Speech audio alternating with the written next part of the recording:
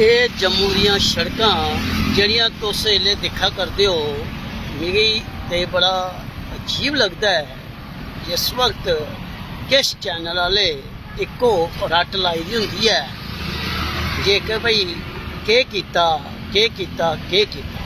बड़ा के कीता कन्ने कन्ने जो कुछ कीता वो भी तुंदे कन्ने शेयर करने कि देखो इस वक्त किन्नी शैल ये लाइटां जड़ियां लगी दियां और किन्नी शैल जेकर रात हो तो किन्नी शैल खिली आवे।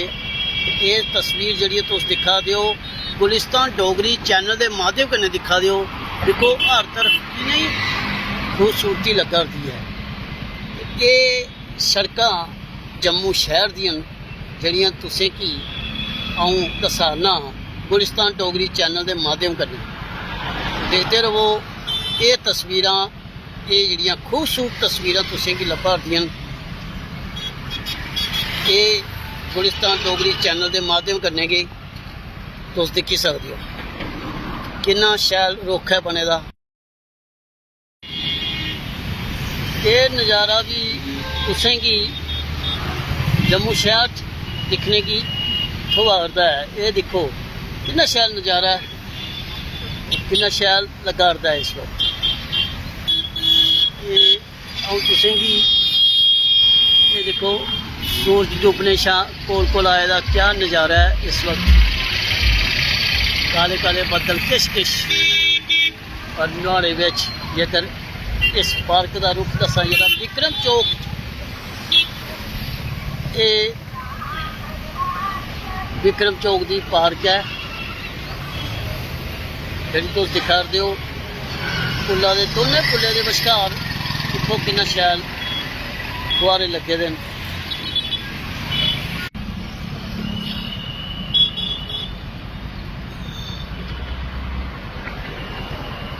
ये खूबसूरत जड़ा नज़ारा है ये तुस इस वक्त दिखा करते हो।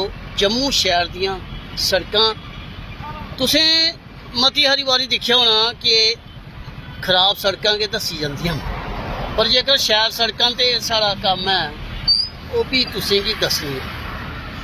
देखो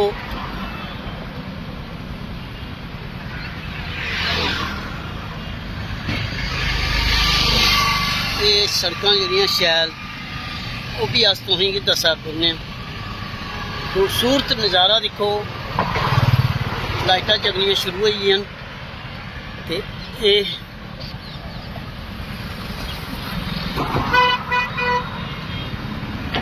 मेरी कोशिश है जेकर तुसें की जिन्ना भी लाइव तस्वीरें दसी सकां। तुसें पिछले दिनें दिखे होना मैं बावे आले यानी कि विक्रम चौक के पुल्ला पर खलोइए तुसें बावे वाला पुल भी दसिया, भगती नगर का पुल भी दसिया कियां शैल तिरंगा में होए दा हा। इयां दिक्खो ये लाइटां जगनियां शुरू हो गेदियां, ये बड़ा शैल लगा दा। इस वक्त संझा होआ दियां, सूरज डुबने शा कोल है। ये खूबसूरत नज़ारा तो उस गुलिस्तान डोगरी चैनल उपर के दिखी सकते हो। ये देखो